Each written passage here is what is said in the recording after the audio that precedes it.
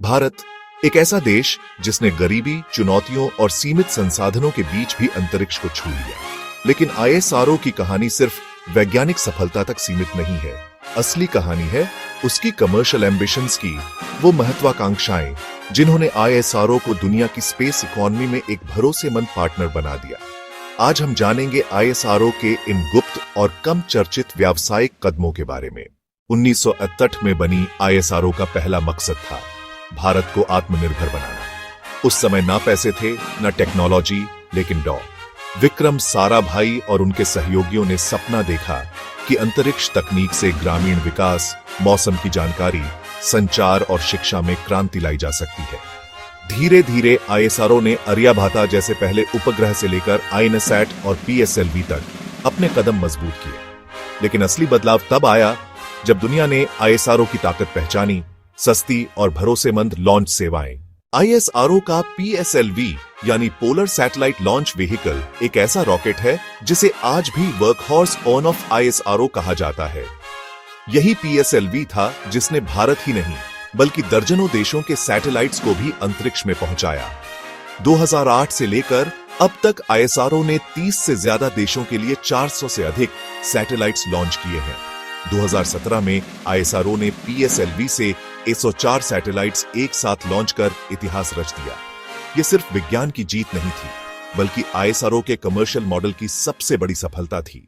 लेकिन सवाल यह है कि आईएसआरओ अपने कमर्शियल डील्स को कैसे मैनेज करता है। इसके लिए उसने 2 कंपनियां बनाई। एंट्रिक्स कॉर्पोरेशन 1992 में बनाई गई, जिसका काम था विदेशी ग्राहकों के लिए लॉन्च सर्विस, सैटेलाइट कम्युनिकेशन और टेक्नोलॉजी ट्रांसफर करना। New space India limited (NSIL) 2019 में बनाई गई, जो आईएसआरओ की नई कमर्शियल शाखा है। इसका मकसद है बड़े स्तर पर प्राइवेट कंपनियों और स्टार्टअप्स के साथ साझेदारी करना। आज NSIL पूरी तरह से आईएसआरओ की कमर्शियल ऑपरेशंस को संभालती है। ये कंपनी सैटेलाइट लॉन्च करने से लेकर डाटा सेवाएं बेचने और अंतरिक्ष तकनीक को इंडस्ट्री तक पहुंचाने का काम करती है। आज दुनिया की स्पेस इकोनॉमी लगभग $500 बिलियन से ज्यादा की है और 2040 तक इसके $8 ट्रिलियन तक पहुंचने का अनुमान है। इस मार्केट का सबसे बड़ा हिस्सा है satellite launch services, satellite internet, space data और नेविगेशन, और अब तो स्पेस टूरिज्म भी। ऐसे में आईएसआरओ की सस्ती लॉन्च सेवाएं और भरोसेमंद तकनीक भारत को इस मार्केट में मजबूत जगह दिला रही है। भारत सरकार ने 2020 में बड़े सुधार किए और INS space, Indian National Space Promotion and Authorization Centre की स्थापना की। इसका मकसद था प्राइवेट कंपनियों और स्टार्टअप्स को अंतरिक्ष क्षेत्र में बढ़ावा देना। अब आईएसआरओ सिर्फ लॉन्चेस नहीं करता, बल्कि स्टार्टअप्स और निजी कंपनियों को अपने रिसोर्सेज इस्तेमाल करने की सुविधा भी देता है। जैसे स्काई रूट एरोस्पेस ने आईएसआरओ के सहयोग से अपना पहला private rocket Vikram S launch किया। पिक्सल जैसी कंपनी अंतरिक्ष से पृथ्वी की हाई रेजोल्यूशन इमेजेस देने वाली सैटेलाइट टेक्नोलॉजी पर काम कर रही है। Agnikul Cosmos 3D printed rocket engine बना रही है। इन सभी में आईएसआरओ का इनडायरेक्ट कंट्रीब्यूशन है। यानी अब आईएसआरओ सिर्फ अपने मिशनों तक सीमित नहीं, बल्कि एक इकोसिस्टम तैयार कर रहा है। अब सवाल उठता है कि आईएसआरओ की आगे की कमर्शियल एम्बिशंस क्या हैं?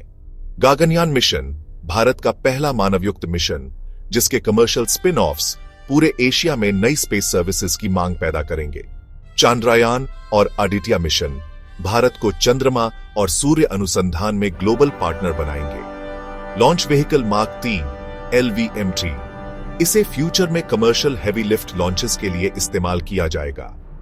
सैटेलाइट इंटरनेट, OneWeb और स्टारलिंक जैसी कंपनियों के साथ पार्टनरशिप करके आईएसआरओ भारत और दुनिया के रिमोट क्षेत्रों तक इंटरनेट पहुंचाने की तैयारी कर रहा है। यानी आने वाला दशक आईएसआरओ को सिर्फ एक वैज्ञानिक संगठन नहीं, बल्कि एक ग्लोबल स्पेस कॉमर्स लीडर के रूप में देखेगा। आईएसआरओ की कहानी हमें सिखाती है कि सपना चाहे कितना भी बड़ा हो, उसे हकीकत में बदला जा सकती है। भारत ने अपनी सीमित संसाधनों से दुनिया को अफोर्डेबल स्पेस सॉल्यूशंस दिए और अब आईएसआरओ न सिर्फ विज्ञान बल्कि व्यापार की दुनिया में भी अंतरिक्ष की नई ऊंचाइयां छू रहा है। दोस्तों, आईएसआरओ की ये कमर्शियल एम्बिशंस ही भारत को आने वाले समय में ग्लोबल स्पेस इकोनॉमी का असली नेता बनाएंगी। तो दोस्तों, ये थी आईएसआरओ की कमर्शियल एम्बिशंस की अनकही कहानी। आपको क्या लगता है, आने वाले 20 सालों में क्या भारत स्पेस कॉमर्स में अमेरिका और यूरोप को टक्कर दे पाएगा? अपने विचार हमें कमेंट में जरूर बताइए। वीडियो को लाइक, शेयर और चैनल को सब्सक्राइब करना मत भूलिए। मिलते हैं अगली कहानी में।